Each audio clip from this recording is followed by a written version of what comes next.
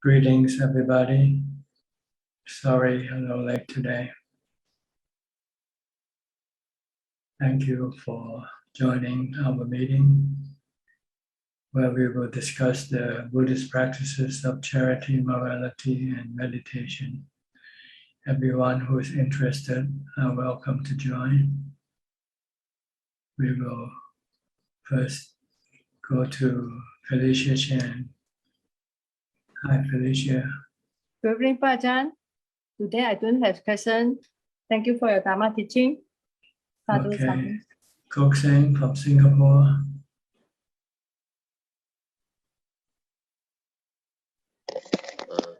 Good evening, Ajahn. No questions at the moment. Thank you, Ajahn. Okay, Ka Phai Lim. Good day to you, Ajahn. I have no questions for tonight. Thank you. Okay, Alvin Lee from Malaysia also. Good evening, Ajahn. I've got no question as well. Thanks.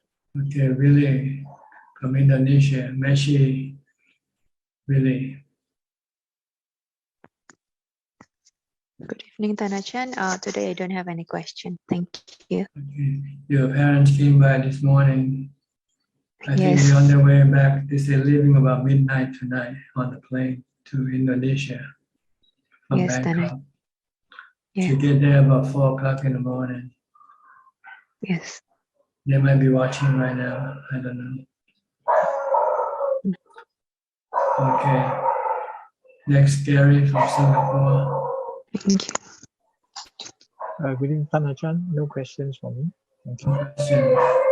Bruce Lee from Indonesia. Good evening, Ajahn. I don't have any question now. Thank you, Ajahn. Okay, Ken, Inji. Ken.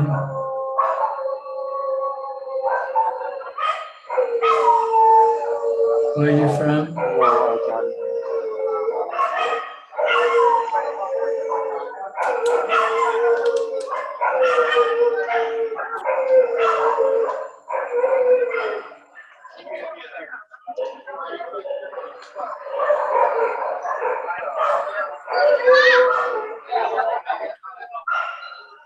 Noisy on both ends, your end and my end.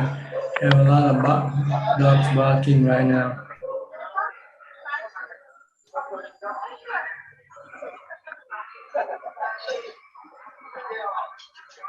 Ken, you have anything to say? Oh, thank you, Ajahn.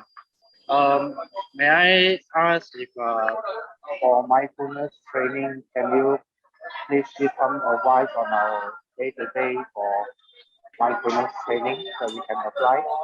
Thank Can you. you turn off your background noise? Are you?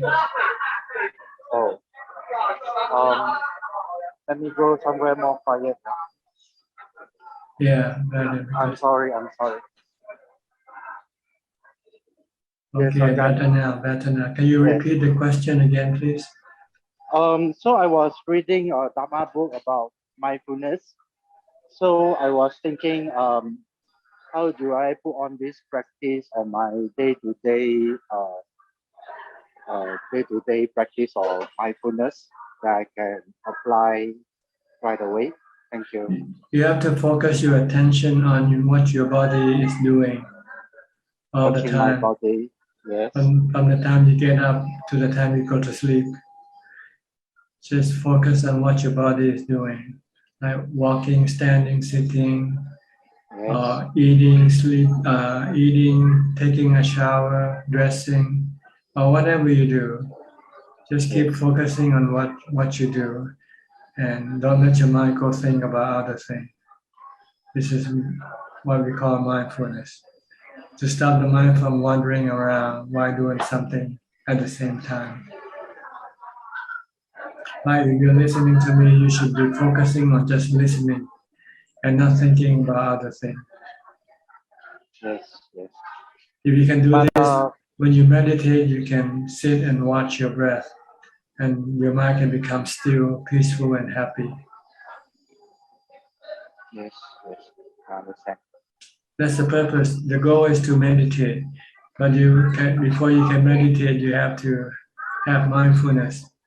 strong enough to keep your mind watching your breath when you meditate.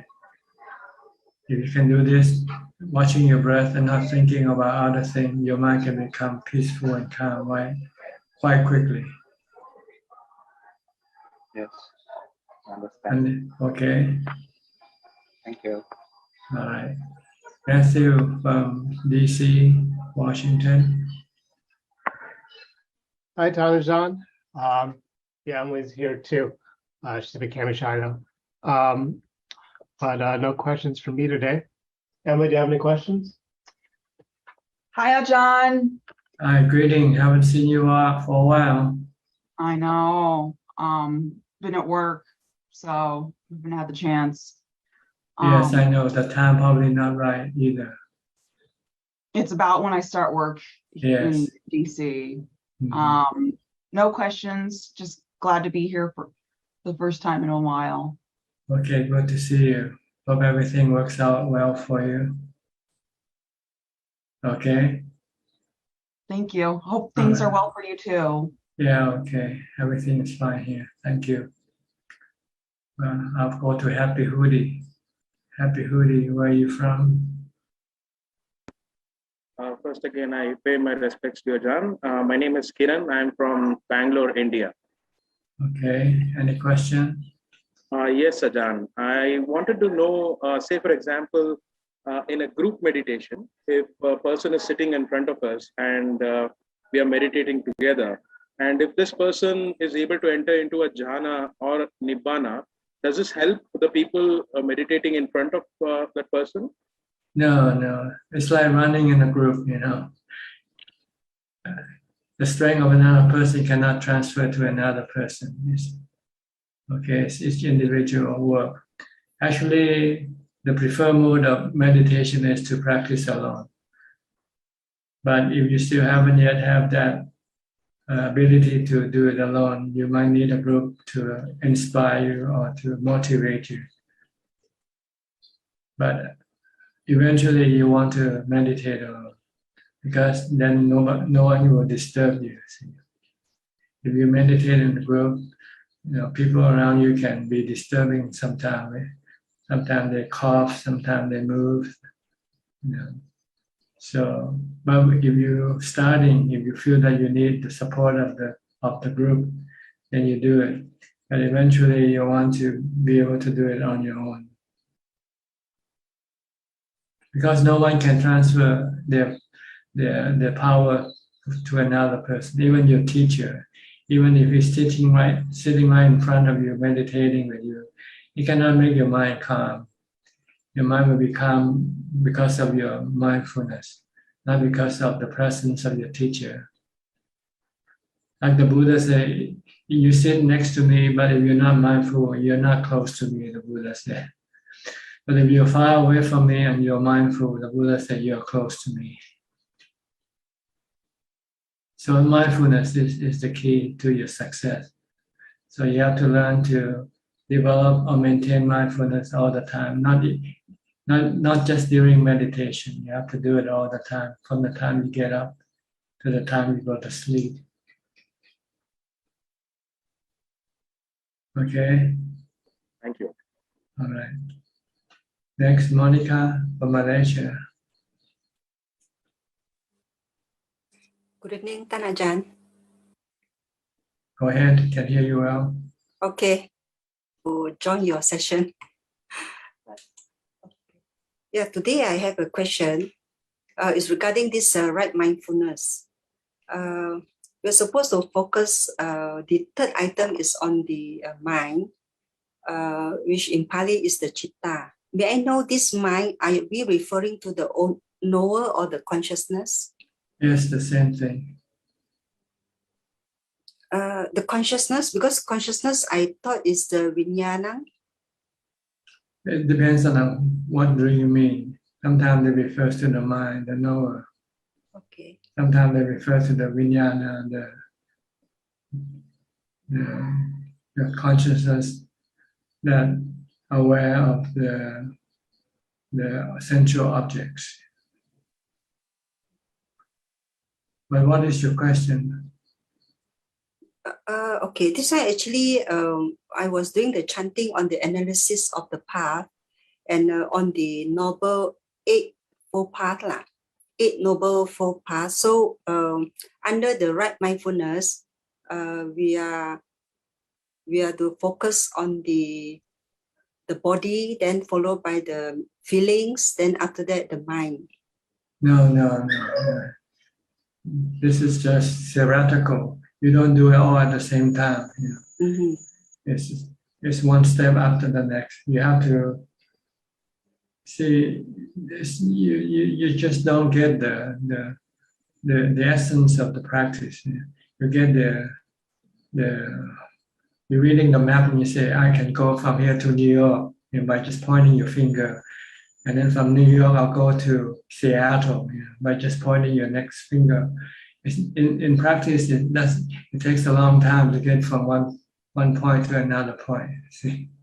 Okay. So in real practice, it takes a long time for you to get from the body to feeling, from feeling to the mind. And before you can get to the feeling, you have to get to jhana first. And before you can get to jhana, you have to get to mindfulness first.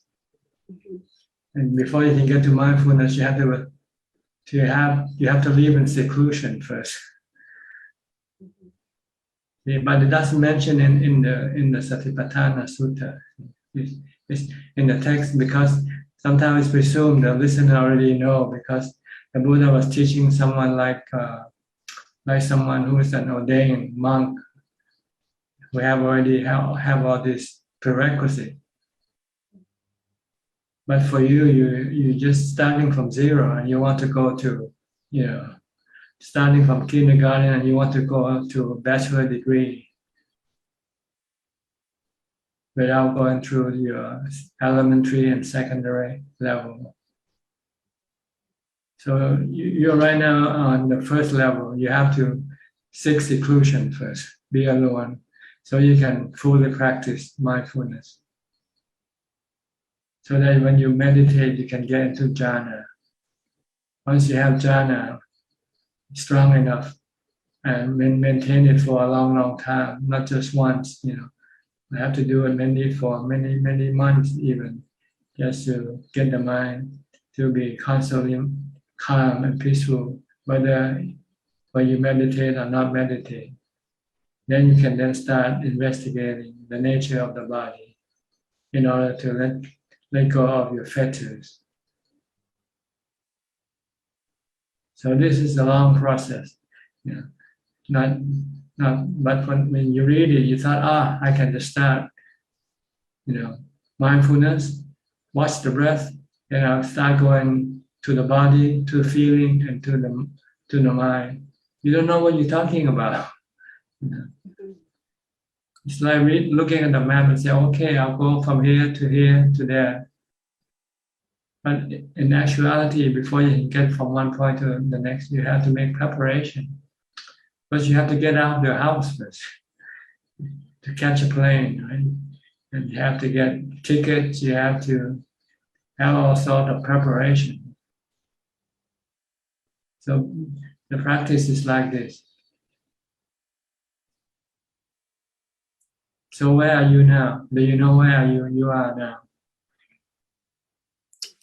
So that means the mind actually the means we should have equanimity all the time. Then only we can go into the feelings, isn't it? Is it? Then before you can study the nature of the body and let go of your fetters, your attachment, your view of the body as being yourself. Can you do that? Can you see your body isn't you? And you can leave it alone, whether it lives or not, whether it have food or not have food. You can let it be, leave it alone. Yeah, still working at it. Sometimes okay, sometimes not okay. Okay. Yeah. So don't worry about the mind. The feeling, you can do it from time to time when it happens. Like when you get sick, you have painful feeling. Can you live with it? Can you leave it alone? Or you want to get rid of it? If you have any desire, then you're creating dukkha for your mind.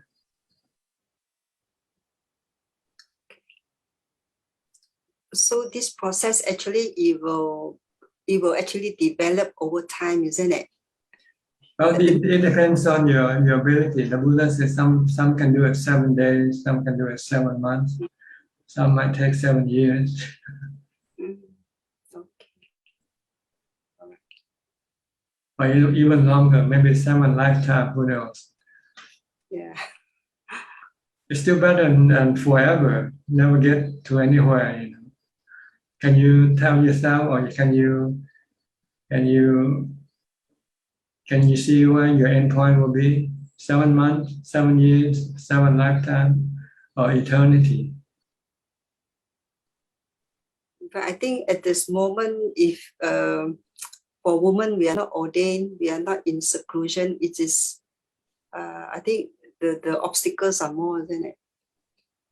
Well, you can make your home, you have seclusion in your own home. Lock yourself up in your room and don't let anybody come in, and spend all your time there in your room. Okay. That's also one form of seclusion. See how long can you lock yourself up? Yeah, I have to try that. If you have strong mindfulness, if you have jhana, you can. You don't want to go anywhere if you have jhana. But if you cannot, it means your defilement is pushing you. Let's go out, go see something, hear something, eat something, drink something. Yeah, I think I'm working at freeing myself from the entanglements. Worldly entanglements is not easy to let go.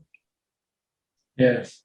Yeah, it's very difficult to let go, really. I know. Yeah. Sometimes your defilement is very smart. It tricks you to think that you are already somewhere, up there. But actually you're still crawling, not even walking. But you think you're running already. Because it sounds so easy, right? Body, feeling, mind. What's so hard about it? But you don't even know what body, feeling, or mind, what do you have to do with it, with them? You have to let go of your attachment to all of these things. You have to leave them alone. Let them come and go as they like.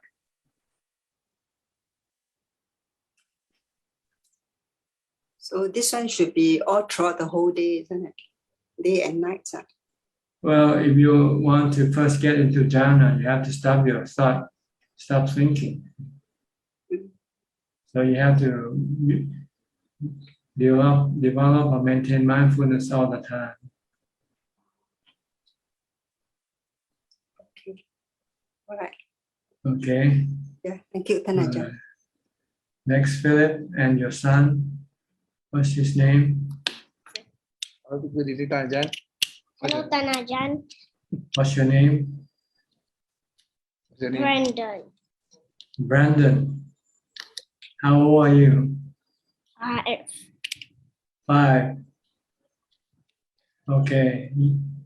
You want to know anything? No, thank you. I'm just listening. Okay. What's your mom? Tanajan, I'm here. I see. I'm Okay. holding. All right. Okay. Good. Good practice to bring the children with you to participate in your Dhamma activity. This is the way to teach them, by doing, not by talking, but not by telling them, oh, you do this, you do that, and you yourself don't do it. Do as I say, but don't do as I do. That's not the way of teaching. You have to teach them, do as I do. Yeah. Yes, Tanajan. I mean, during the night like this, when we're listening, he will be either somewhere beside there listening, and I think you'll be surprised at what they can absorb in. I mean, that day, I think a few months back, when I think the mother was feeling a bit of pain and things like that, he just mentioned his mother say, why not you just sit down and just say Buddha, Buddha, Buddha. I mean, that's right. It gets absorbed to them, so they can understand. Yeah, but Dhamma is simple, really. Yeah. It's not complicated. It's talking about something that that we are talking about ourselves. And he also likes to, he's been starting to meditate at night as well. So, Good. yeah, Yeah, before he sleeps. Before he sleeps, yeah, for 10 minutes. Yeah, 10 minutes, putto, close your eye and say putto, putto, putto. Yes, correct. Correct? Mm-hmm. Mm-hmm. You feel good after that, after you do that? Do you feel good? Yeah. Do you sleep better? Yeah. Okay. Good. All right. Thank you, Ajahn. Thank you, Ajahn. Okay, you're welcome. Next, Nanapat from Thailand, Ubon Ratchathani. นมัสการค่ะท่านอาจารย์ I don't have any question ค่ะ Happy to listening in ค่ะ Okay.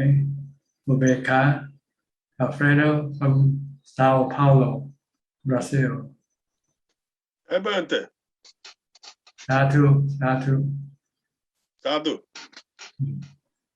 I control my body, but the body not control, né, Bante? Sati is better in meditation, but in meditation not have control, né, Bante? Control what? Control the defilements. Yes, defilements. If you have defilements is like the sky, né, Bante? No, your defilement comes with your thoughts. If you can control your thought, you can control your defilement. Yes. Like if you don't think about food, then you won't get hungry. But as soon as you start to thinking about pizza, thinking about McDonald's or Kentucky Fried Chicken, then you start to become hungry right away. Yes. So if you have mindfulness, you can stop your defilement, but unfortunately only temporarily. Because as soon as you start to think again, then your defilement can come up again. The only way to stop your defilement permanently is to use wisdom to see everything that you want to be anicca, dukkha, anatta. Yes, the middle way. Yes. Okay. Yes. How's your tooth? Okay. My best problem in dreams, Bante. I'm sleeping very bad dreams. I have said is normal, ne, Bante? It's normal, ne? Your dream is an indication of what you have done in the past. If you have good dreams, it means you have done a lot of good karma. If you have bad dreams, it means you have done a lot of bad karma. You cannot change it. Both. Good and bad dreams. Good and bad dreams. Sometimes good, sometimes bad. So no sati, ne, Bante? No sati in dream. When you sleep, you cannot have sati. Because if you have sati, then you cannot go to sleep. You'll be awake. See? Yes. Yes, Bante. Okay. So when you sleep, you cannot control your thought, your dreams. Yes. It's your karma that will be the one to direct your thoughts, to think about good or bad things. Yes. So if you have bad dreams, it means it's your bad karma that's producing your bad dreams. Yes. If you have good dreams, it means your good karma produce your good dreams. Yes. So it's an indication of how much good or bad karma you have done. It will surface in your dream. The more bad dreams, I mean, you have a lot of bad karma. If you have more bad dreams than good dreams, then it means you have more bad karma than good karma. Vice versa. Yes. You cannot do anything. You can change it by when you wake up, try to do more good karma. Get up, do some charity, give some food, give something to somebody. Yes. And stop hurting other people. Then slowly your dreams will start to change. From having lots of bad dreams, you'll have less bad dreams and you'll have more good dreams. Yes. Okay? Okay. Sati is more important. Well, Sati is the one that will direct you to go and do good karma and stop you from doing bad karma. Yes. Yes. So Sati is very important. It's like a brake on your automobile, you know. You have to have a brake, right? When your car wants to stop, when you come to an intersection, you want to stop. If you don't have braking, then the car can go and crash with other cars.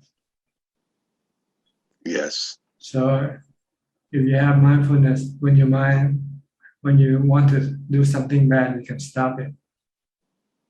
Yes. And you can tell it to go and do something good instead. Yes. The five khandhas. Yes, the Sankara. Yeah. The whole Five khandhas is sunyata, Bante. One breath, two breath, one mind, one. The body is a agglomerate of things, ne, Bante? Yes. It's not a thing. Agglomerate. The thoughts too. Thoughts and body the same agglomerates of things. Yeah, but they create good and bad karma. Yes. So what you want to do is to eliminate bad karma and do only good karma by having mindfulness and wisdom to direct their action. Yes. See, the five khandhas is like an orchestra. You need a conductor, a good conductor, like wisdom and mindfulness. This is good conductor. Then the orchestra will play beautiful music for you to listen. If you have bad conductors, if you have avijja, ignorance and defilement, then it will create bad music for you to listen. You'll get stressed, you get restlessness and agitation, get anxiety, get worried, get angry. These are directed by your bad conductor. So you want to change your conductor. This is our business. We must replace the bad conductor with a good conductor. Yes. I look for a big music, a beautiful music, Bante. That's right. Jhana music. For jhana, Bante. For jhana is difficult, but we try. That's right. That's why we are here. We try. Yes. Okay. Good to see you. Good to talk to you. I'll go to someone else. Okay. Yobe from New York. Good evening, brother. Okay. Can I help you? Yeah, one question today is, for example, when I do meditation, can I do it daytime, nighttime? It's whatever the time we can do it, right? Anytime, whenever you have the time to do it. But you need a quiet environment where there will be no distraction to distract your meditation. Oh, okay. But if you cannot find good environment, you can still do it. Like if you're sitting on a bus, on a train or something, it might be noisy, but no one disturbs you. You can meditate, close your eyes and keep Bhutto, Bhutto, Bhutto. You might not get the best result, but it's still better than not doing anything, not meditating. And let your mind wander and think and criticize that person next to you or criticizing the bus conductor and so forth. Yeah, okay. Yeah, thank you. Yeah. That's it. Belinda, Singapore.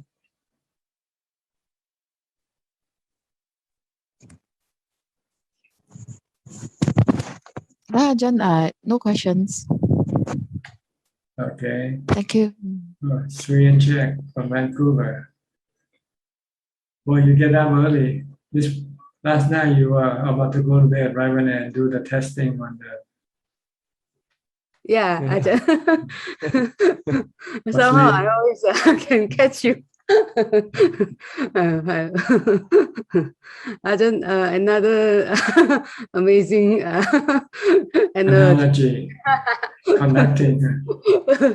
Yeah, you always expound like the Dhamma. You expound always like, wow, so many like so Everything in life you can use it as an analogy to Dhamma. Like the Buddha, when he talked to farmers, you're talking about farming. If talking to a craftsman, he'll talk about crafting. You can use anything to refer to Dhamma. Wow. Because it's natural. It's already flowing naturally. Like so you can see Dhamma everywhere. It's like you can. Yeah, once you understand the whole picture, then you can expound it anyway to make the listener understand. The whole purpose is to make the listener understand. So when you talk to a farmer, you don't talk about astrophysics. If you talk to a physicist, you don't talk about farming either. You talk to them about something they know, they understand. And you use that knowledge to compare to the Dhamma that you want to let them know. Yeah, the Buddha and the noble disciple made the Dhamma really cool. It's like if you study the sutta, you notice how the Buddha always use some analogy. Analogy, yeah. Relating to the profession of the listener. Yeah, that's true. Even with the like the fire ascetic, he'll use fire. Like the fire sutta, they pray to the fire, I think, before they met the Buddha. And he uses the fire analogy. That's right. Because it's easy for them to understand. They know what fire is like. Yeah. But for us, we get to we're so blessed to get to experience it in now, it's like expounding Dhamma in a very cool way. Ajahn, you made it so cool. But Ajahn, I listened to your previous some of the previous talk, and one person asked you like if they somebody is on the Sotapatti Magga and not yet Sotapatti Phala, can they break the precept? And you said that it's unlikely, but still, like maybe on very rare occasion, like if there's let's say mosquito, they might lose their mindfulness. But when you're on the Sotapatti Phala, your mindfulness will be quick enough to not break the precept anymore. Yes. It's not your mindfulness, it's your wisdom. To see the harm that will do to yourself when you hurt somebody else. It will come back to you like a boomerang. So when you do bad karma, you are like hitting yourself with a hammer, hitting your own self with a hammer, your head with a hammer. So you will never do it. But when you are still reaching that point, you still don't see the truth. So see, when you're on the path, you haven't yet reached the level that you want to get to. So you're working at it. Yes. But you haven't passed the examination yet. So you cannot get the degree yet. You have to pass the examination before you can get your degree. But you're near, you're about there now. Just keep studying and then take the examination, take the final. Once you pass the final, then you get the reward, the certificate.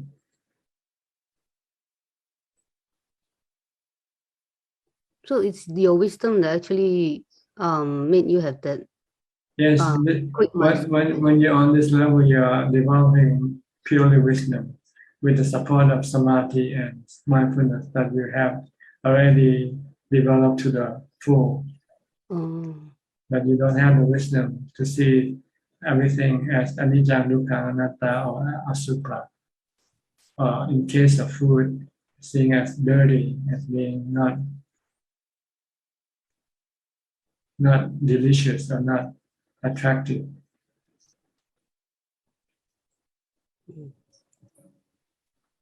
See, for you, when you see food, you say, it's good, look good, look inviting. But if you reach one level, you say, it's just all shit, all the time. All the time. Wow. Yeah. Mm. You're eating shit, you're producing shit. That's what you do, right?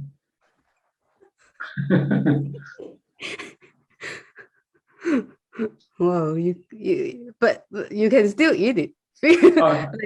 Well, you have to suspend that function when you eat. See?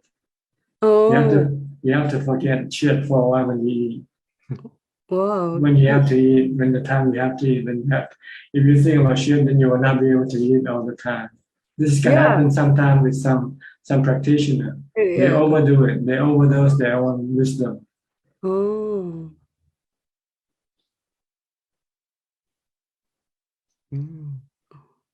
Oh. I think there was a story in in the book Ajahn Mahabua wrote, I think in the Patipata, I'm not sure. When this man, she investigated the loathsomeness of food until the point where she can no longer eat the food. Every time she sees the food, it just looks to her as excrement. So I think they went to Ajahn or Ajahn Mahabua, I'm not sure, and asked for advice. He said, well, if it comes to that when the time of eating, then you should suspend this investigation and use the other time of investigation. Look at food as being the four elements. And the four elements is replenishing the four elements in the body. When seeing that, then she can come back and eat. I'm just replenishing the four elements in my body.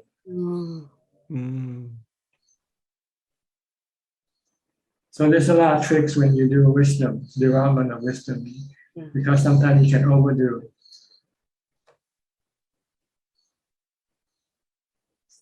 And sometimes you don't know how to solve your dilemma. I'm developing good thing, but sometimes now it's hurting me instead of helping me. So you might have to change your tactic sometimes. Find some other way.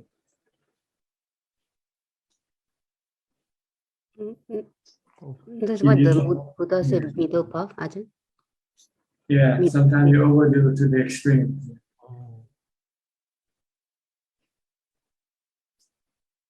Understand? I think the other case is the one that they do the asubha until they are so sick of their own body. On self, and they start killing themselves. I'm having this disgusting body. Why should I keep it? So I should get rid of this disgusting body. Then the Buddha said you have to practice loving kindness toward your own body. Sabbe, satta, everybody, you just have loving kindness toward everybody, not just other people's body, but your own body. You must not hurt your own body.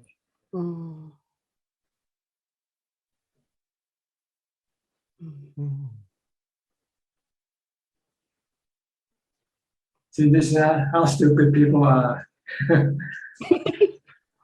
Something good taught by the Buddha can even turn into something bad for them. Because they don't know how to use it properly. Like a knife. If you give it to a child, they can use the knife to hurt themselves, himself or herself. Yeah, true. So you don't want to give knife to children. You have to wait for them to grow up.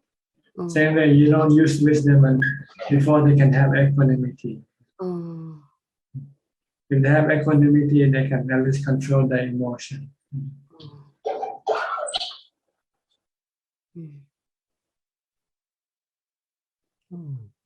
Okay. Any question? Yeah, then Ajahn, for one like practice like rupa jhana, meaning it's like the object that like his mindfulness is applied on is a form. That object we consider as a form object, right? No, it's I'm not sure what they refer to the form is. Maybe it is, I don't know. Oh, okay. But it doesn't really matter to know. What to know is how to get there. Knowing it and not getting there, it's useless, right? They're not knowing it and getting there. Yeah. So the one on the Magga means like the one will be practicing like the mindfulness and up to samadhi level. Yes. Before you can go to the wisdom level or vipassana level.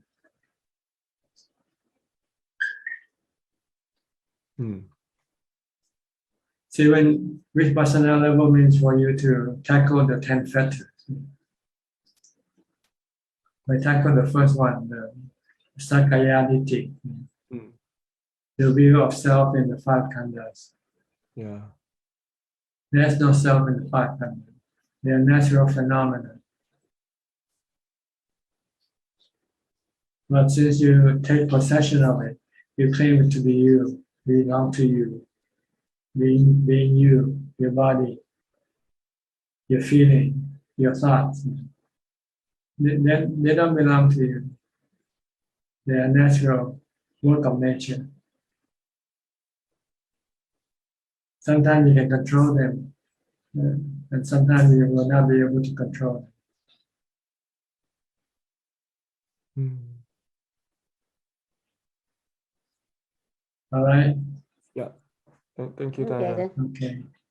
Next, Christine Koe. Where are you from, Christine? I've seen your name, I think, in the Q&A meeting, but not here. Yes, Ajahn, good evening. Sadhu to you. Can you hear me? Yes, where are you from? I'm from Malaysia, from Penang. Today is the second time that I come into Zoom. Last week I did came. I see, okay. Any questions?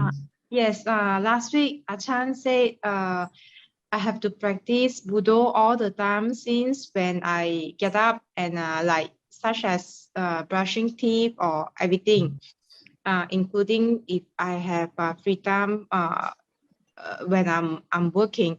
So I try these few days and I found that my heart is more stable and I do not really thinking and lazy. So thank you so much for Ajahn guidance. And another thing is I try to meditate back and I feel that I really enjoy sleeping. I really enjoy sleeping. And last time, previously, I did always went to retreat in temple for 8 precepts. But these few years, I've been stopped.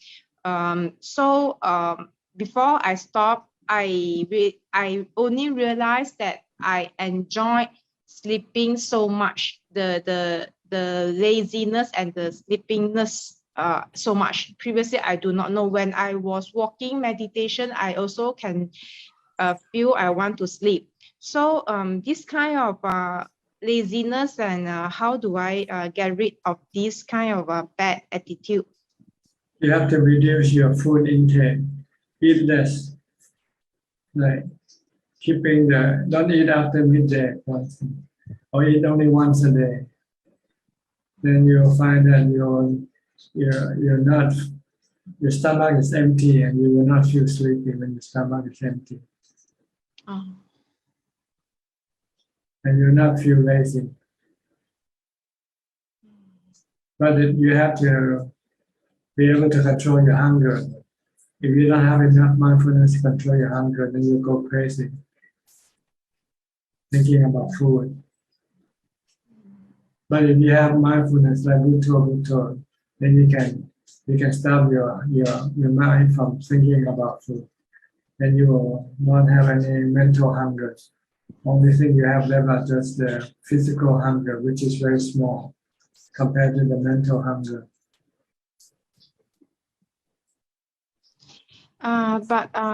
Ajahn, at one time I was in Burma. I went to Burma to practice 8 precepts in temple as well, and I try to keep very well for my 8 precepts. And after noon, I do not take any food anymore. But I have a very strong gastric. At that time, I almost very sick, and I was so worried that I might need to go to hospital again, because since childhood I always need to go hospital because of the gastric illness. So at that time, luckily I've been through, so I never admitted in Burma.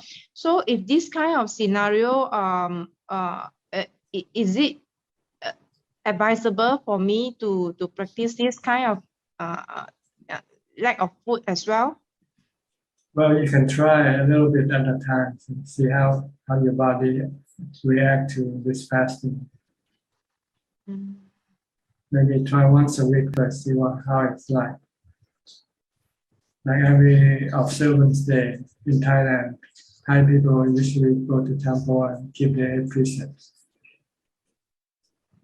You can keep the 8 precepts at home if you like. Yeah, I never tried the 8 precept at home, but I used to go to local. I also used to go to Thai monastery, local Penang. Also last time, after the meal, I took cheese or honey to avoid the hunger at night time, or drink a lot of water. Well, see, that defeats the purpose of preventing you from being sleepy and lazy. Yeah. So then when you take cheese and honey, then you can feel sleepy and lazy again.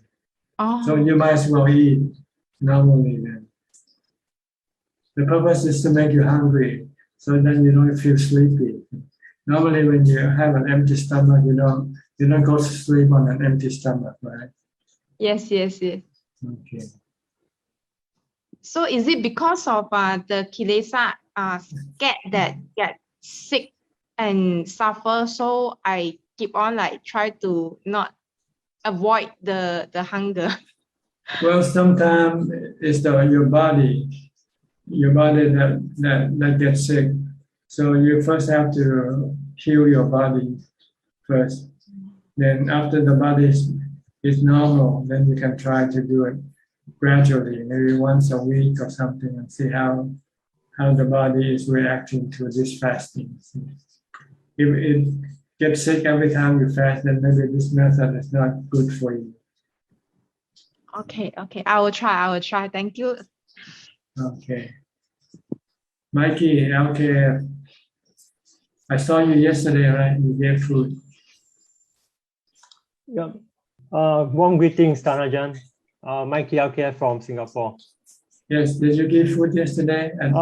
Yes, I did. Yes. On Sunday and Monday. Very happy to see you. I see. Okay. You're back in Singapore now? I'm back in Singapore. I've worked today. I see. Okay. Sorry I didn't have much time to talk to you. Yep. We started to talk here now. We have lots of time. Yep. You have a big crowd over there. Yes. Yeah. So Ajahn, you taught us generosity by giving dana and to uphold the 5 or 8 precepts, and also more importantly to practice mindfulness right from the time we wake up by reciting a mantra putto, or by observing body movements or activities. Yes. Then hopefully we can hopefully when we sit down to meditate, we can get into calm easily, hopefully samadhi or deep jhanas. That's right. And after emerging from jhanas, we should contemplate on the 3 characteristics of existence, namely anicca, dukkha, anatta. If you can. If you cannot, then just maintain mindfulness, continue to maintain mindfulness. Okay. Because sometimes your mind might be taken over by your defilement if you don't have mindfulness. I see. Instead of contemplating on the 3 characteristics, you might thinking about making money or going to on a holiday and things like that. I see. So then you should stop thinking and continue to maintain mindfulness. Okay. It means your mind is not calm enough or doesn't have enough equanimity to prevent your defilement to drag your mind away. Okay. But if you can observe the three characteristics, then you can go ahead and do it. I see. Should I contemplate on the body parts? Anything you like, any aspect of the body, Abhijato, impermanent, aging, sickness, and death, unpleasant, loathsome aspect, like the 32 parts of the body, or the 10 corpses. Okay. Or anatta, thinking the body is just a composition of the four elements. One day it will decompose and return back to the four elements. Okay, I'll try it out. But you have to do this continuously for as long as possible. Not just 1 or 2 minutes and then you say nothing. That's not the point. I see. The point is to be able to maintain this knowledge all the time in your mind. Every time you think of a body, whether your own body or other people's body, you see these aspects. Anicca aspect, you see the loathsomeness aspect, you see the no self aspect of the body. Okay. Thank you, Ajahn. Okay. You're welcome. When you're coming back again? Hopefully soon, maybe in end of the year. I see. Yeah, hope to see you again.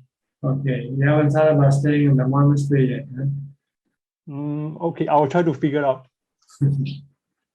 Thank you, Ajahn. All right, you're welcome. Yen So from Penang.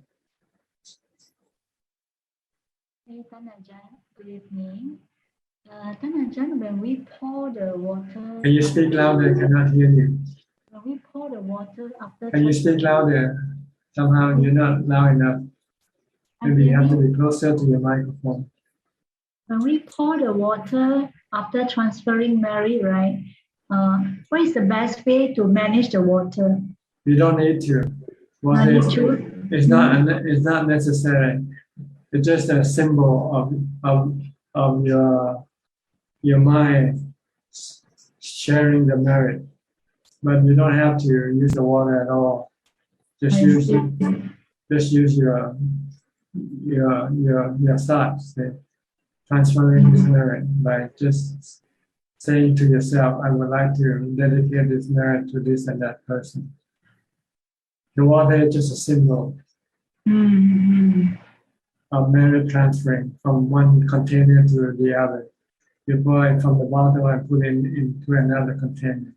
But if you have to do this, not only in Thai, when you finish with the water, you pour it on a tree to give water to a plant. You don't throw the water away. You don't want to waste the water. You go to a tree and then pour it on the root. So we can't drink the water. If you like, that's no. But normally people don't do that. People just. Okay. All right. Yeah. Thanks. They think it's something that I don't know why, but people don't drink in Thailand. They don't drink this water. They will pour it to a plant on a tree.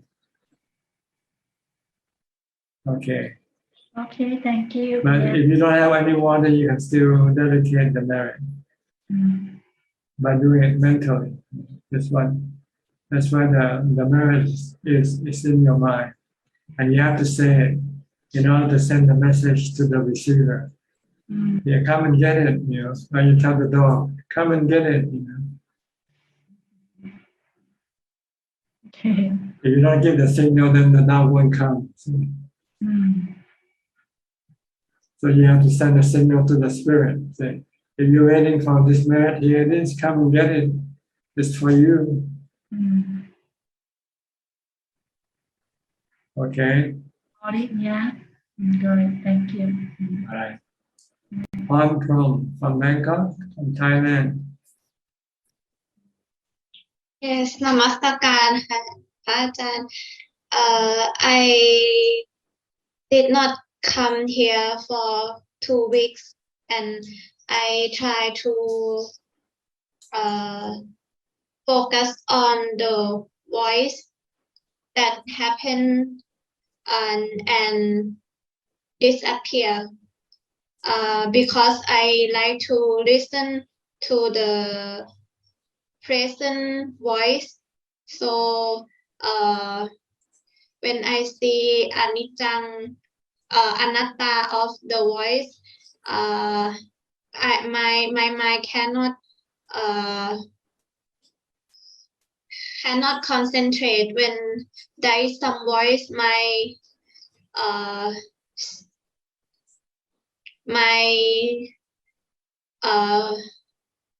ear my will lose when I listen to anything that have some voice. So I try to make a focus on the voice and that occur and disappear.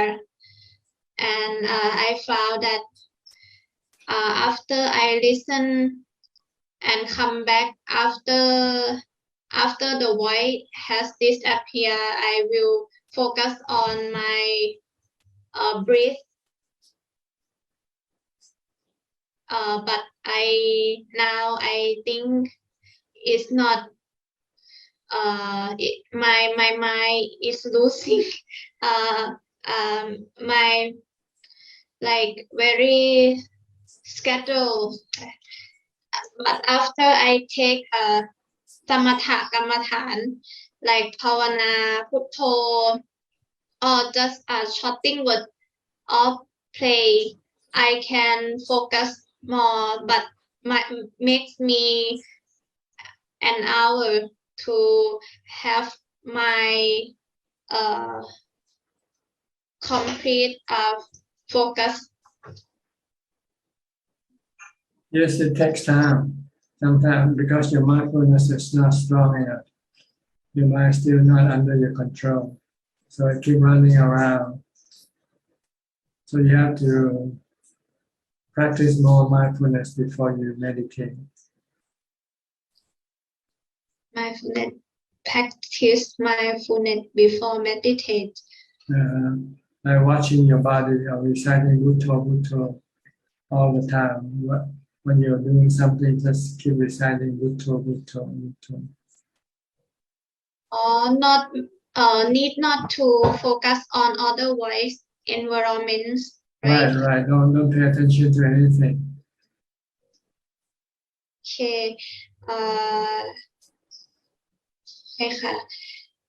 But after I try to observe myself after I read books or documents, and I see that there have some voice in my brain and there have some other voice. I must to focus my understanding, but I see that my mind is losing and I just hear, but I cannot understand other people's their or environments. I hear and I see that the voice is coming to my thought, and then I read, and after that I come to another person and talk with.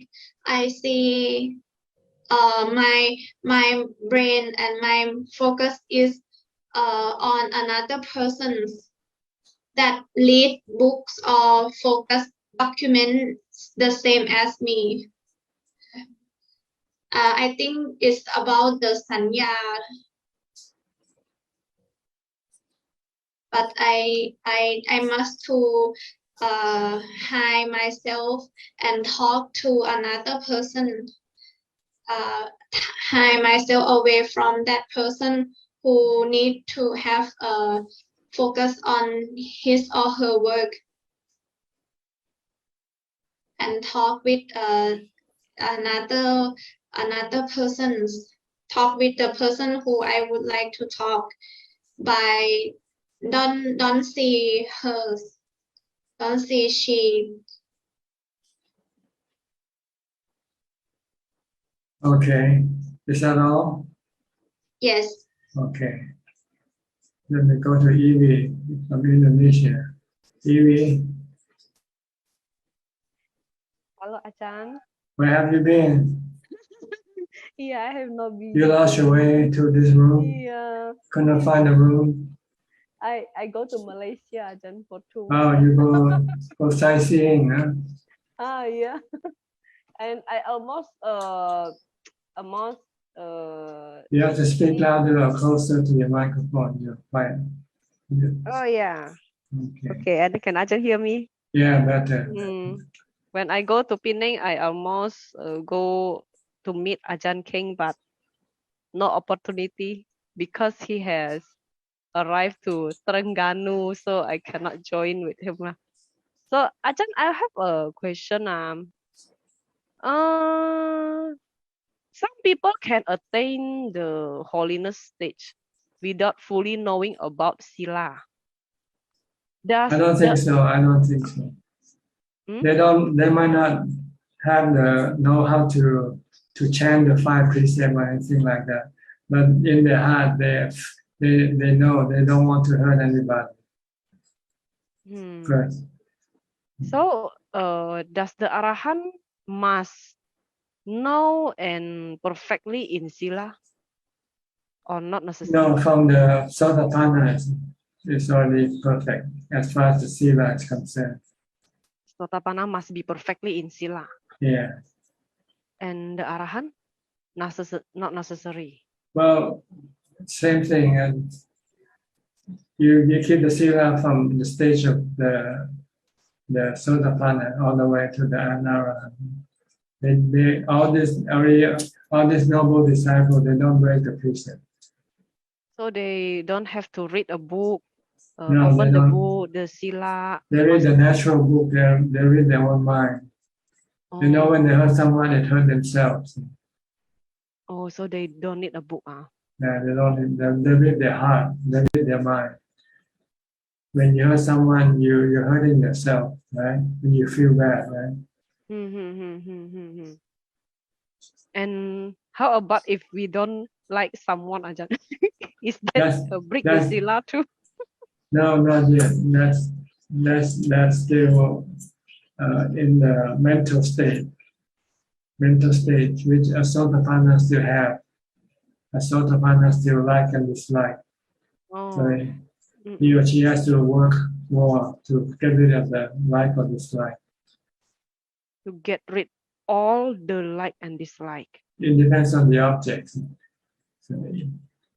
But if we don't like that person, so what can we do? How can you leave them alone. You leave them alone. Okay lah. And Ajahn, in my meditation, even though I have entered the calm, but there is a gap, and it is very difficult to penetrate to over the gap, and my mind is finally move again, and I back again, and because I have to start again from the beginning, and I have experienced this for many times. So is that called my meditation is fail in this session? I wouldn't say a fail, but it's just not succeeding yet. You still have to work at it more. You're not getting to where you want to go yet. But if you keep trying, you'll get there sooner or later. That is the gap. It's so difficult to get over, to jump over the gap, Ajahn. Well, you have to keep trying. That's what Dhamma is about. Not the failure. Right effort. The right effort is to keep on trying, keep on doing. No matter how many times you fail, you don't give up. You keep doing until you eventually get to where you want to go. Until one time I can be success, yeah, Ajahn. Yes. That's right. Where there is a will, there's a way. Yeah, let's keep trying. Mm. You can fail 100 times, but when you win one time, all this 100 times doesn't mean anything anymore. Ajahn give me encouragement. Well, this The is good the way you have to encouragement. think. This is the way you have to think. Yeah, You yeah. only need one win, but you can lose 1,000 times. Yeah, But all it's you true. need is one win. Mm-hmm. Then you Yeah, can that is. overtake all this 1,000 failure. Mm. Okay, must go. Erase this 1,000 failure by one win alone. Yeah. So just keep Okay, trying, okay? just keep trying. Okay, must put the right effort and Yeah, right this effort. right effort, huh? Just keep doing it. Okay, Ajahn, thank The you. Buddha said you can escape from dukkha by your right effort. Without your right effort, you'll not be able to escape from your suffering.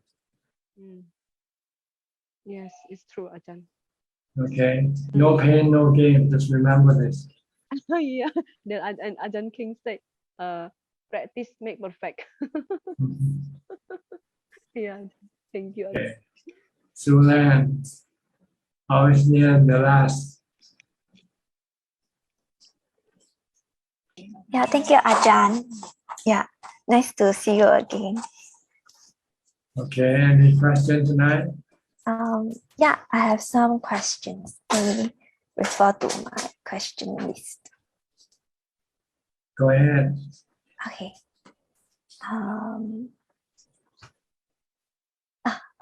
I got two questions.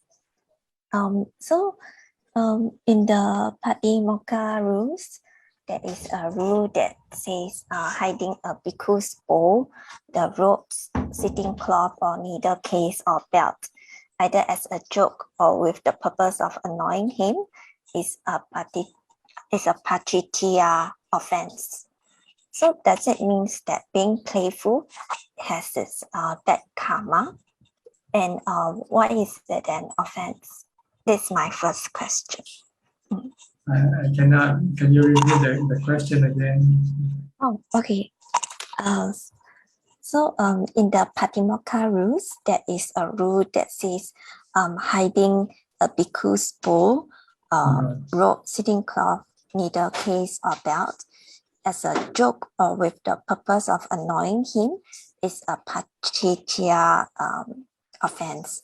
So does it mean that being playful has its bad karma? And why is it an offense? So this is my first question. Because you're a monk, you're supposed to be serious. You're not supposed to be playing around and hurting other people in the process. Okay. Okay. Yeah. Okay. So when you become a monk, you want to have perfect behavior. You don't want to do anything that will hurt or annoy or anything up to other people. Because you can get retaliation and you end up fighting and then you won't be a monk anymore. Okay. Yeah. Because I noticed this is quite common when we are lay people, where we sometimes might play a joke on our friends in a harmless manner. So I was just wondering, why is it an offense, like in the Sangha community? The monk has to behave better than the lay people in order for lay people to respect them. Yeah. If they're just like the lay people, then they won't be monks anymore, right? Yeah, correct. Okay. Okay. Then, my second question is that I came across this sutta called Sadaka Sutta. It is the story of the beauty queen, where the story goes like this: that a man who desires life and shrinking from death sees a beauty queen who is dancing and singing. Someone walks to him and says that he have to carry a bowl filled with oil to the brim and carry on his head, then walk towards the beauty queen among the crowd.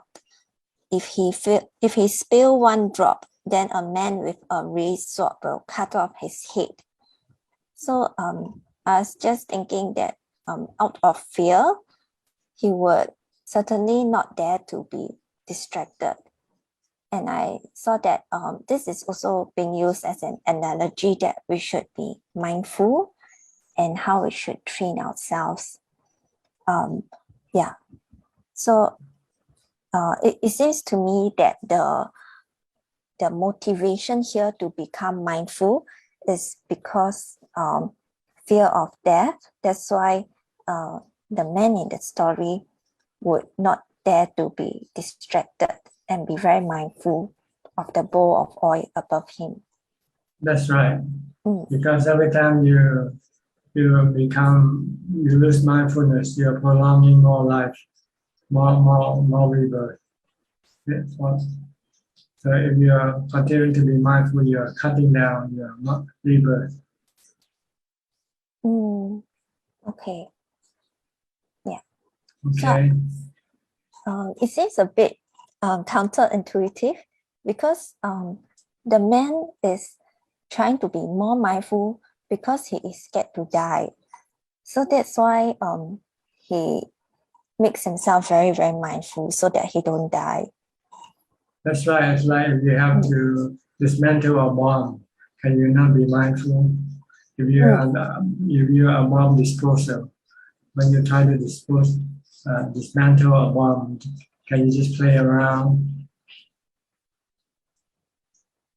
You have to be very extremely mindful. If you miss one step, you can cause the bomb to explode, right? Yeah. Something like that. It just tries to stress the importance of being mindful. Okay. So the motivation here would be different, right? Like in the story versus like being a practitioner. In the story, the person is scared to die. That's why we try to be mindful. But in our practice, it's because we want to be out of the samsara. That's why we practice. So is that the difference here? No, actually, it wants to encourage you to go into an environment where you have to be very careful. If not, you can die from your being careless. Like if you live in the forest and you walk in the forest, if you don't watch your step, you might step on a snake. Oh, okay. I see. And So, that's why monks like to live in the forest, because it forces them to be mindful. oh, okay. Yeah, I think I got it. Yeah, because You need a dangerous environment to force you to be more mindful than normal.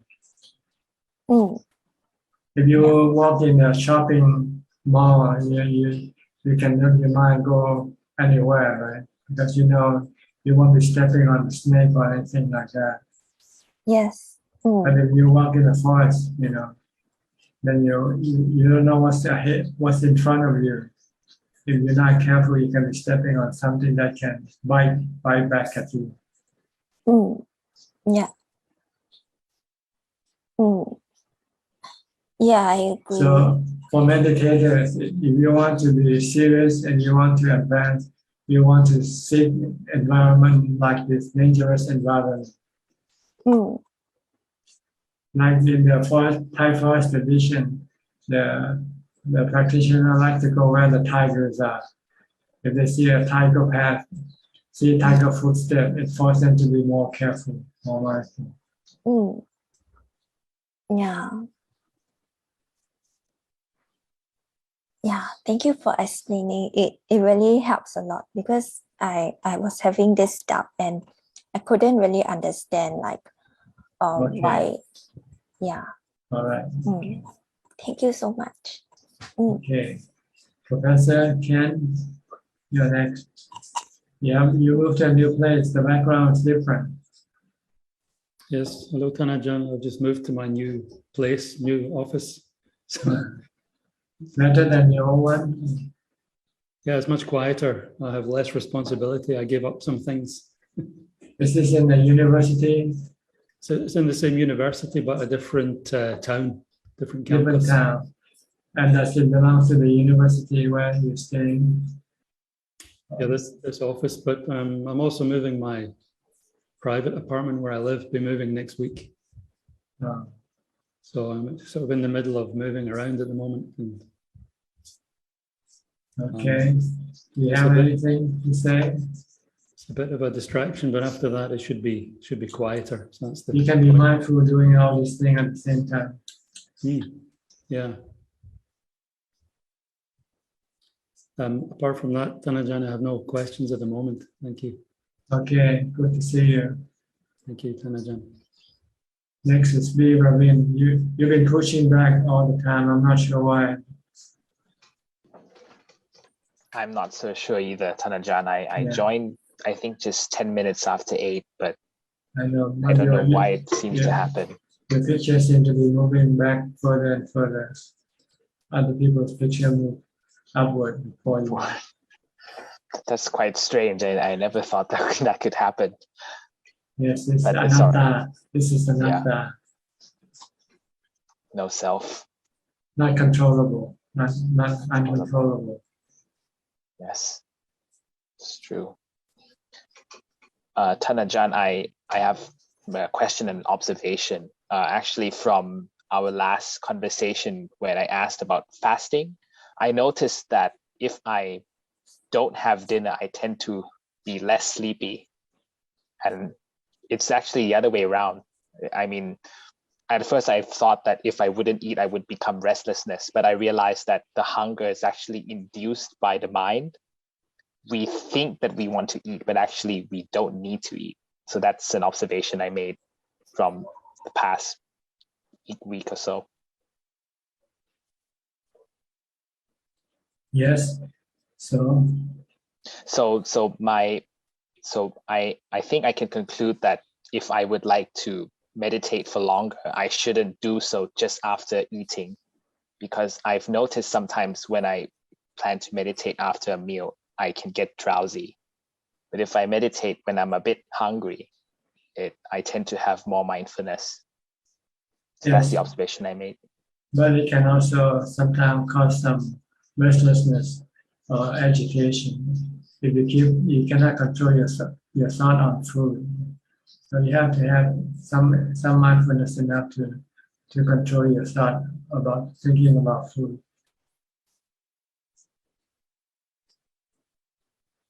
But if you don't have this restlessness, then it's okay.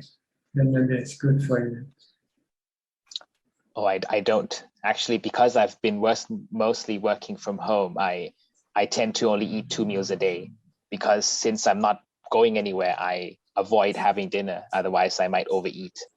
And I found that it's become a routine for me, and it's actually worked out quite well with my practice as well. Good.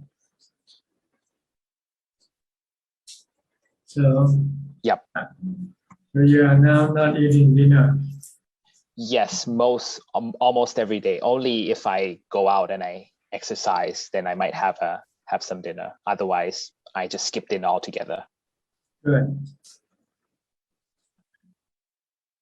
And I don't feel uncomfortable in any way. So now I understand why monks can take the preset of not eating after midday. I thought it was a challenge, but it actually isn't. Yes. Once you do it, then there's no problem, right? No.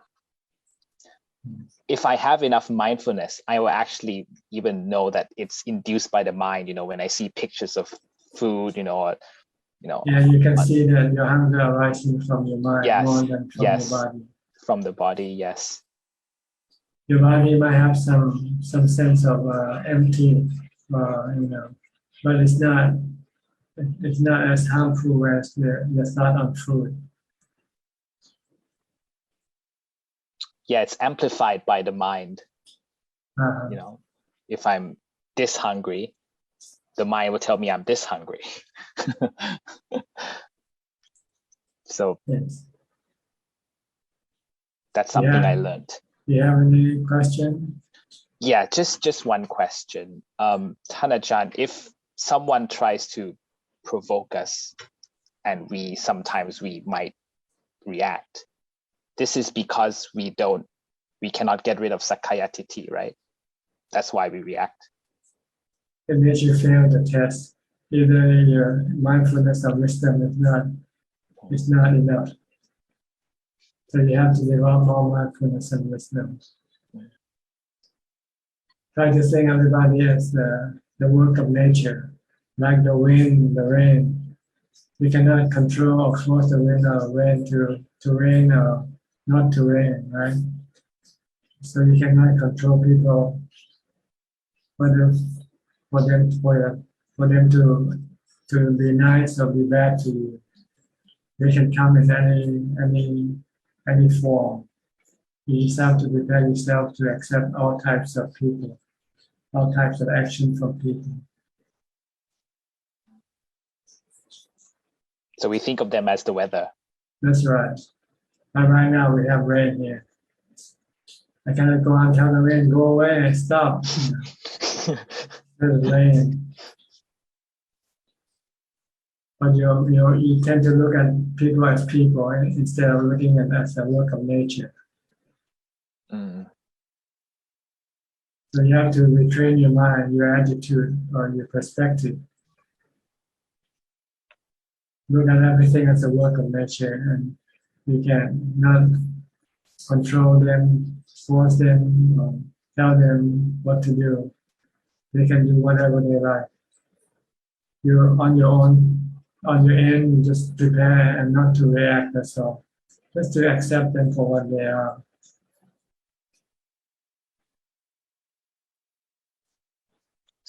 So anatta, basically.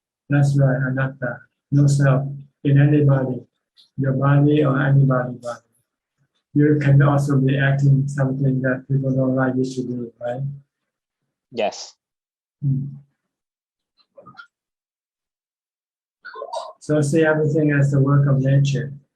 Then you can use the veka to let it be. Let it be, like the Beatles. Yeah.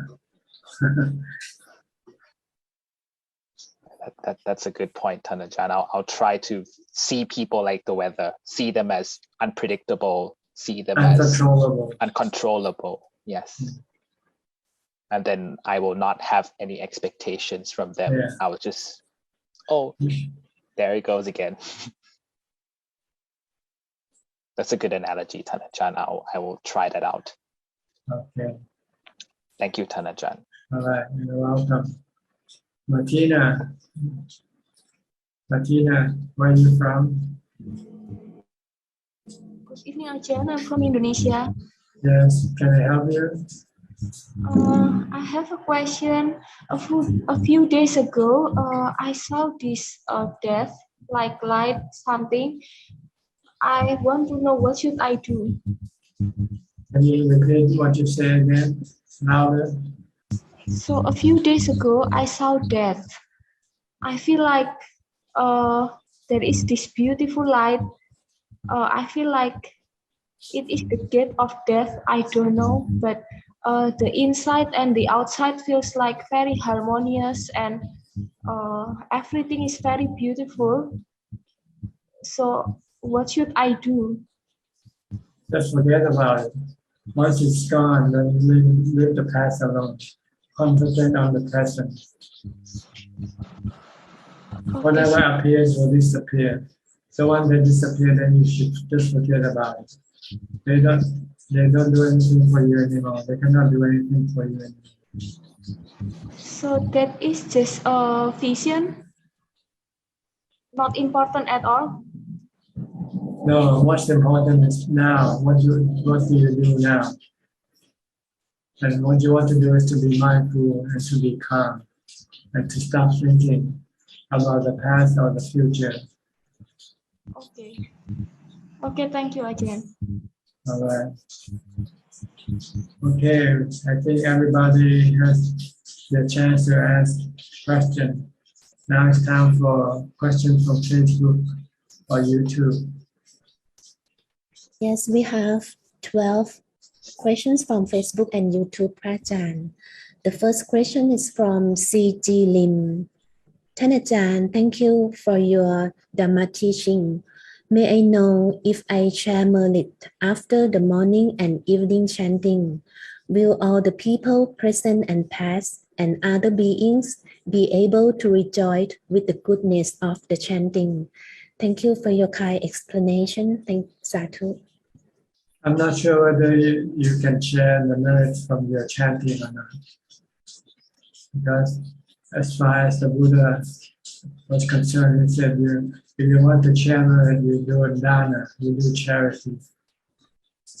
But he didn't say about sharing your merit from meditation or vipassana or anything like that. And next question from Xiao Chang. Hi, Ajahn. Currently, I having retreat at Khao Chi On. May I know how to overcome my fear to snake? I have met with 2 snakes in 3 days, and this a bit affect my mind calmness. Thank you. Well, if you already met them, then you know they don't hurt you. So why should you be afraid? They don't hurt you if you don't hurt them first. So be careful when you walk, that's all. When you see a snake, you just stand still and then it will not attack you. Next questions from Yato. Namaste Ajahn. What is Asaraha Puja? It's a day when we commemorate the day when the Buddha gave the first sutta of his life. The Buddha gave many sutta, but on tomorrow, which is Asaraha Puja, is the day when the Buddha gave his first Dhamma talk to the 5 ascetics. It's called the Dhamma Sutta, which he mentioned about the 4 noble truths in the Noble Eightfold Path. Next questions from Tony Yap. Dear Ajahn, good evening. I often do food dana for Sangha community. Normally, I like to buy fruit for food dana, and mostly I will buy healthy food for Sangha community. Past few days ago, I bought avocado fruit from the fruit store. I used to buy it, but what happened when I bought the avocado? Is it not still ripe? So I just confirmed to fruit seller when the avocado will be ripe. He told will be 2 more days, but when times come to offer for Sangha community, it's still not ripe, so I do it too. My question is, can monks keep the fruit until it's ripe, only consume it? Is it break the Vinaya if the monk consume it? Thank you, Ajahn. If you don't offer them directly, you have to live in the temple and tell one of the temple assistants that please offer this fruit for me when it's ripened. But if once the monk accepts something as food, he must relinquish it after midday. You cannot keep it and eat for tomorrow. Next questions from Joy. Ajahn, can a lay person become Sotapanna without training meditation in the forest? If you can let go of your fetters, the 3 fetters, especially the first one, Sakaya Ditti, if you can cut out the fetters of Sakaya Ditti, the view of the 5 khanda as being yourself, and also you're down in the Buddha, Dhamma, and Sangha, and you're down in the law of karma. If you can do this, then you can become a Sotapanna. It doesn't matter whether you're a monk or non-monk, or meditate or no meditate. 2 questions from Prasan. What laymen can do in rain retreat? Do we need to follow 8 precepts on daily basis? It depends on where you go to have the real retreat. They have rules you have to follow. If they require you to keep the 8 precepts, then you have to keep the 8 precepts. If they require you to do meditation, sitting and walking meditation, then you just have to do what they require you to do. And the second question, can we follow the 8 precepts while we go outside for work? Yes, if you like, you can keep the episode anywhere, anytime, if you can do it. But sometimes you might find it difficult when you're working. Next question from God Winston. Can short meditation for every 5 minutes to 10 minutes of every waking hours help in one to die peaceful in time of death? I don't know, you have to try it. And next question from Kasem is quite a long question.ท่านอาจารย์, I would like to ask for your kind advice regarding a problem I'm facing. My wife is getting very angry with me and say that I am irresponsible. She has also hit me and threatened to destroy my future. I never tell harsh things or become violent. When she blames, I just keep silent, focusing on my body and breath, trying to maintain ubekha. But my silence makes her angrier. She also said that my mother is responsible for my shortcomings and say that she will harm my mother too. The wife also doesn't like my meditation and thinks it makes her more isolated. I am worried by her threat and think I should leave her and secretly go to live in a quiet place where I can practice Dhamma and care for my parents. I wonder whether it is a bad karma to escape from one wife like this. We don't have children and I don't want to marry again. And the wife has a job and can take care of herself. I would be grateful for your kind advice. Thank you. Well, the Buddha did the same thing. He left in the middle of the night, not telling anybody in the family. So there's nothing wrong doing that. If you want to leave, just leave. Don't let her know when you go because she can follow you.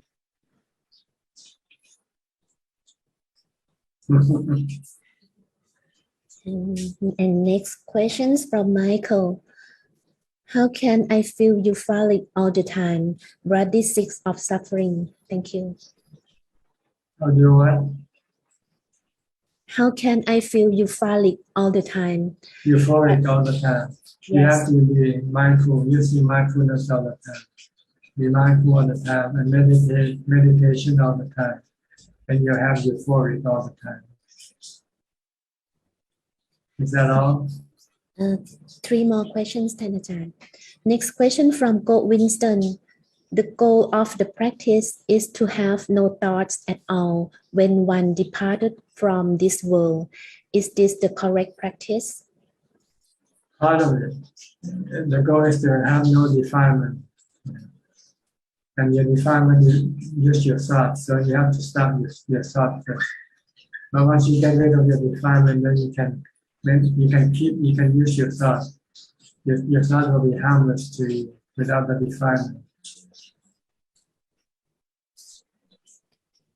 2 questions from the multiversal unity. The first question is, what is the samadhi peacefulness level of the sanya vidayinda nirodha like? Oh, you have to experience it yourself. It's indescribable. It has to be experienced. And the last question is, do Arahant know they are Arahant and by how, sir? Thank you so much, sir. By noticing that they don't have defilement anymore.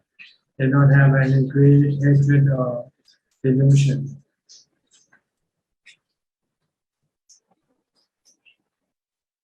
Okay, anybody else would like to ask some more questions? You're welcome to raise your hand and unmute the microphone. We have about 18 minutes left. So you're welcome. Hello, Ajahn. Nice to meet you again. Okay. Yeah. I have a question. Yeah. So Ajahn, I remember your analogy last week that the body is like a servant, and that it is anicca. Then I just wonder, like, Ajahn, do you remember how you look like, or are you only reminded of how you look like when you look into the mirror? It depends. If you want to think, then you can still think about what you look like. But normally you don't think about the past when you practice. You stay focused on the present. But you can still think back of the past if you wanted to. Okay. You can control your thoughts. It's like you can control your remote control. You don't let your remote control control itself. You can switch the channel anytime you want. But if you're not able to control your thought, then your thought can be running all over the place. Going to the past, going to the future, back into the past again, back into the future again. But if you can control, then most of the time you'll be in the present. Okay. But if there's cause for you to go back to the past, you can go back to the past. If there's reason for you to think of the future, you can think of the future. But normally you don't go back to the past and the future. You stay in the present. Stay merely knowing and no thinking. Say only what you have to do once. Oh, I have to get up. I have to go to the toilet, something like that. Yeah. But you don't worry about anything. If you think anything, if you think I make you worry, you stop.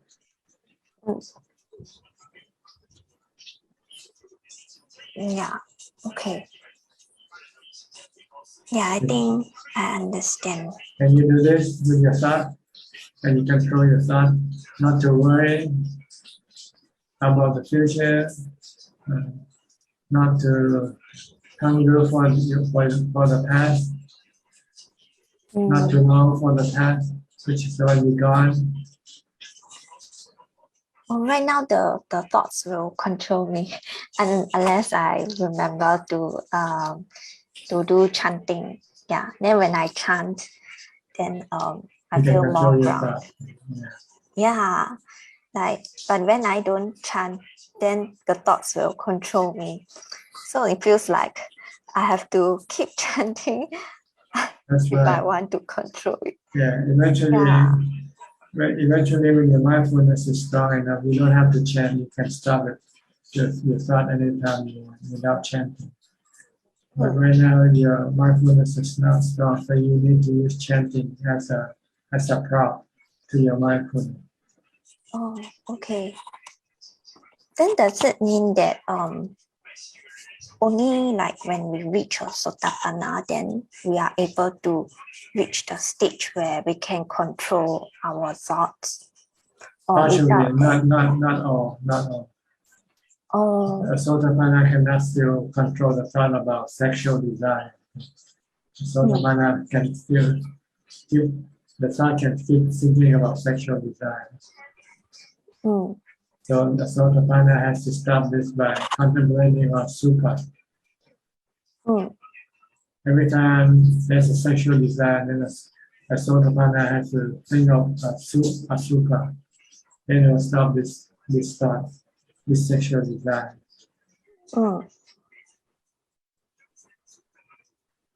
Okay.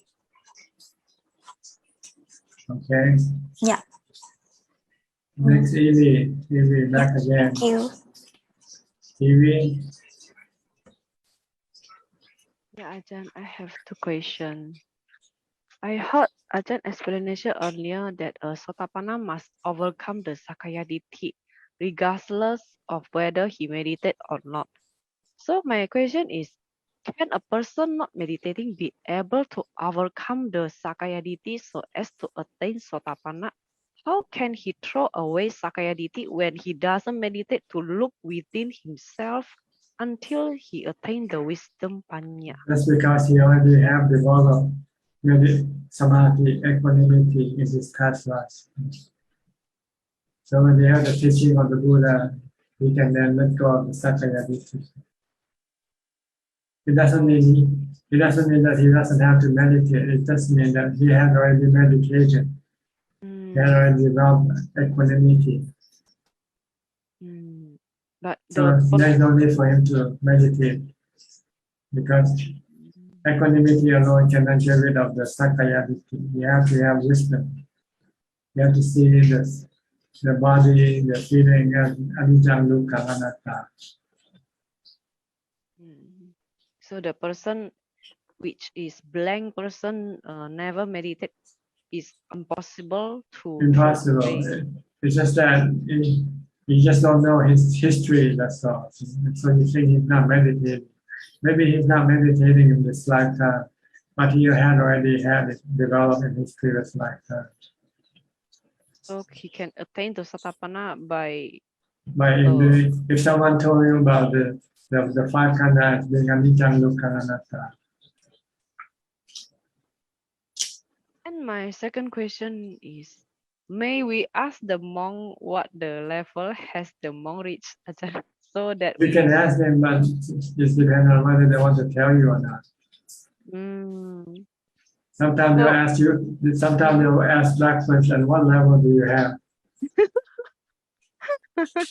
So because so that we don't have to guess anymore this, and also make us to have a faith to that monk and make us eager. How do you know if he's not lying to you? Because he can be a mess. If he tells the truth, then I'm nobody. Yeah, so because I never heard people ask a monk, what the level you reach? Because that is maybe forbidden question or not. It's not forbidden, but it depends on the person who the monk want to tell or not. Also whether the person can benefit from his telling or not. So the Buddha had to tell people that he's the Buddha because no one know what a Buddha is.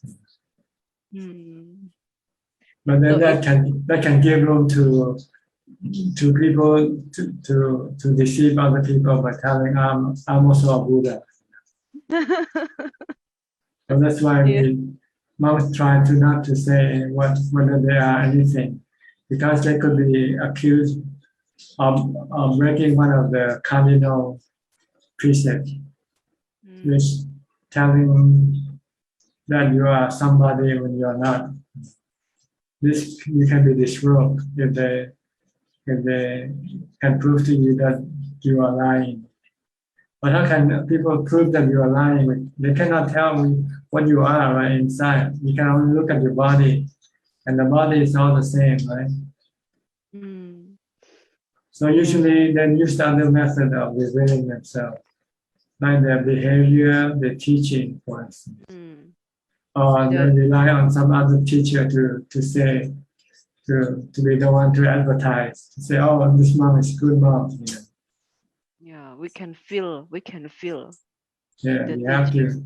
So it's not important to advertise, I am a Buddha, I am an Arahant. Because that can be falsifying, deceiving people, and can raise a lot of problems. If every monk say I'm a Buddha, what would you do? Maybe half is belief, half is not belief. But if I don't believe, I scared I am make a sin for myself. So I was okay. So it's better not for monks to say what they are, right? Yeah. One way to learn whether a monk has achieved or attained by the practice, by the teaching to you. If you follow the teaching and you can become enlightened, then you can pretty sure that this monk is enlightened also. Yeah, we can Right. have a, So this is the real way of proving whether a monk is enlightened or not, by applying the teaching to your practice. And you find that you can become enlightened by following the teaching. Then this monk must be enlightened. I believe Ajahn Suchart is the enlightened monk. You don't have to tell me that. I believe Ajahn If you Suchart. believe, you keep it inside. Yeah. Yeah. My heart know.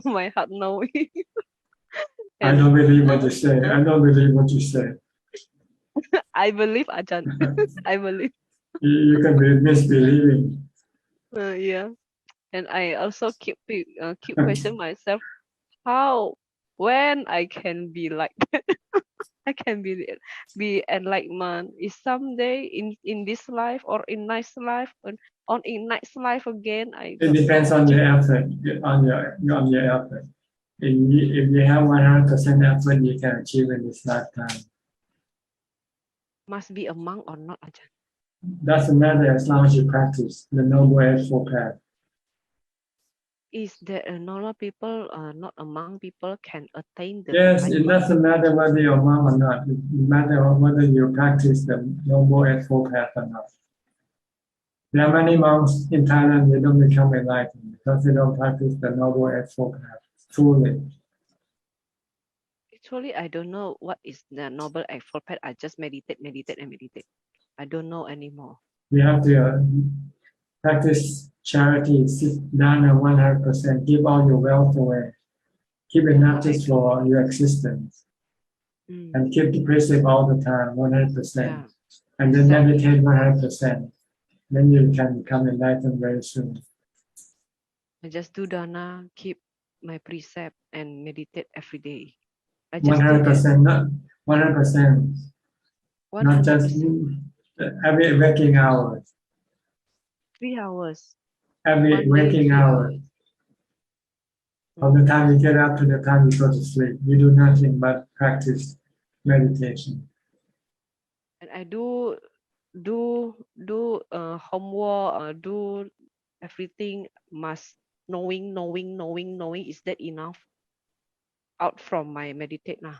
If you can let go of your fetter, then it's enough. If you cannot, if you still cling to your fetter, then you cannot. Then it's not enough. Yeah.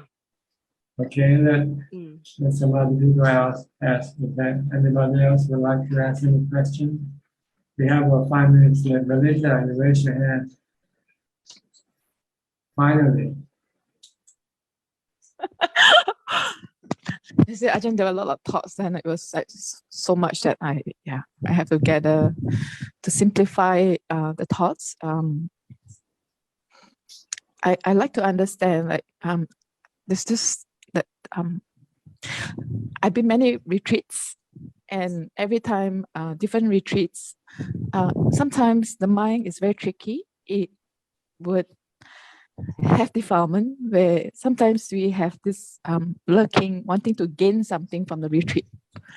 Like during my first retreat, my very first retreat, I didn't have anything that it was a knowing that I would have to go.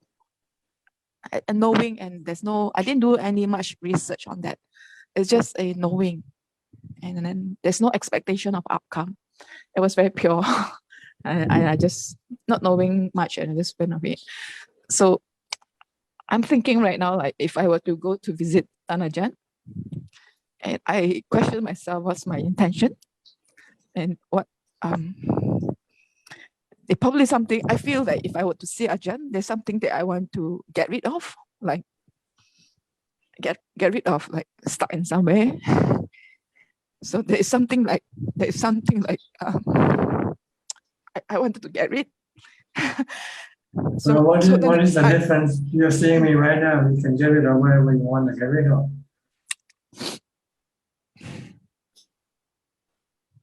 So to you, I'm not real to you right now, right? You have to see my real self, my real body. What's the difference? I'm alive and real right now to you. Yes. Except I'm not in your house, so I'm on your screen. Yes. But what is the difference whether you see me in person or see me on the screen? It's the same thing, isn't it? It's your defilement wants to get out of the house, so finding an excuse to come to see me, so you can travel. Not so much on that. Not so much on that. Yeah. Maybe you're being deceived by your defilement. Yes, I can't see it. I can be in any retreat, not necessary to visit Ajahn. But if I were to go for a retreat, there's something that I want to get rid. So I see it.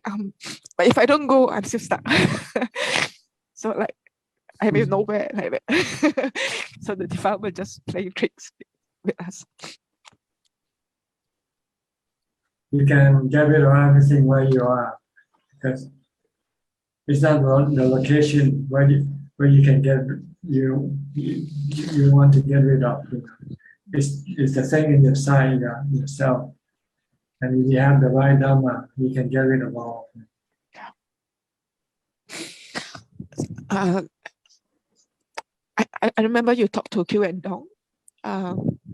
You told her that everybody knows that we have to practice self-love first. And to me, self-love is facing our defilement. And then the process is difficult. Like on the onset, it looks like we are suffering. But it's not easy to get into mindfulness because of a lot of block, attachment, and so forth. So it comes back to love attachment. I saw the news that there's a man who kept his wife's body for 21 years. He slept inside the wife's corpse. And I saw it was already quite recent that he let go of the body. So then I said, hey, Asubha doesn't work. But it's not about Asubha, it's sometimes about we form like I don't have my father's body with me, but there's still attachment. So and everybody has attachment with like it's a parental attachment. So at this moment, I think there's attachment to the sense of I. Like Ajahn say, we can do mindfulness here and now. This moment I talk to Ajahn, we can do mindfulness. But yet we are still blocked by the I, the inability to let things go. Yeah, so I'm not sure. Can Ajahn? That's because you keep thinking about it. Yeah. So when you stop thinking about it, then you have automatically let go temporarily. Yeah. So sometimes I thought I was okay, but it was just suppression. And sometimes I realize when I talk about my dad, sometimes I still tear when I talk to my friends about it. Ultimately, it's not really my father. It's about the sense of I, this me and I, and the defilement of dosa, and it's all the defilement that is trapping us.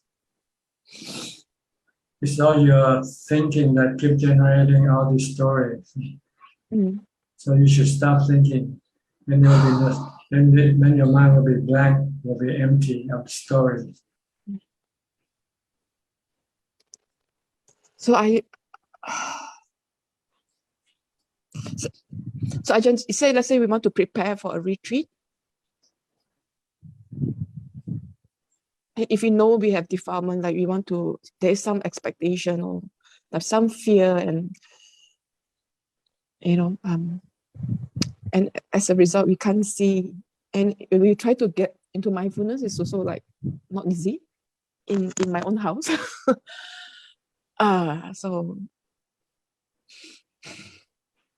So now I just don't talk. I just come back to the body, right, Ajahn?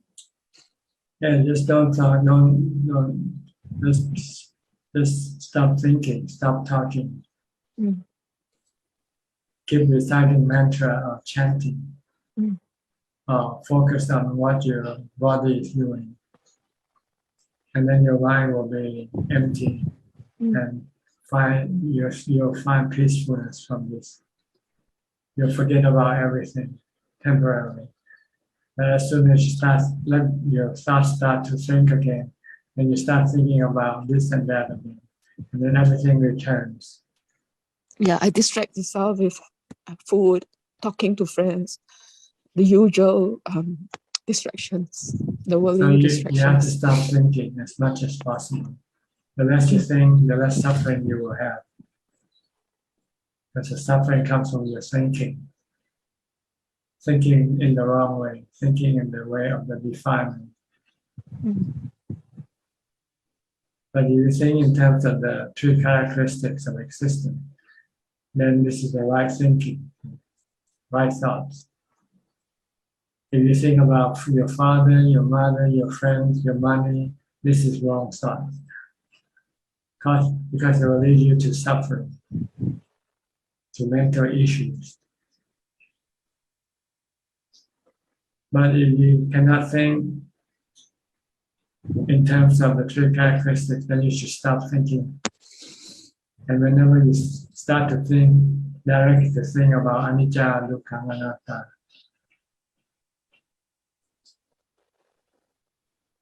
So right now I can only plan like right now I'm talking to Ajahn, and tonight is a full moon, tomorrow is Asaha Puja. So I will focus to sleep. After which later, then the only thing that I could focus is the shortest nearest that is tomorrow's plan. If I think too far ahead, it's killing. Yeah, try to think as narrow as possible. Think only when it is necessary to think. If it's not necessary to think, then you should stop. Okay, we're running out of time. So tomorrow, Ajahn, I will do the Uposatha. The best to commemorate Buddha is, like you said, and also the best way to commemorate is to come back the mind. Patibhati Bhuja, honoring the Buddha by practicing the Dhamma. Whatever level you can do, charity, morality, or meditation. Thank you, Ajahn. Okay. All right, I think that's about it for tonight, for this session. Thank you very much for your participation. I hope you benefit from this and help you advance in your practice toward enlightenment. In the meantime, please stay safe, stay mindful, and keep on practicing. And if it all goes well, if everything goes well, I'll see you again at the same time next week. Thank you and goodbye. สาธุเจ้าค่ะ Thank you for your teaching. Thank you, Ajahn and everyone. Thank you, everyone. Thank you, Amy.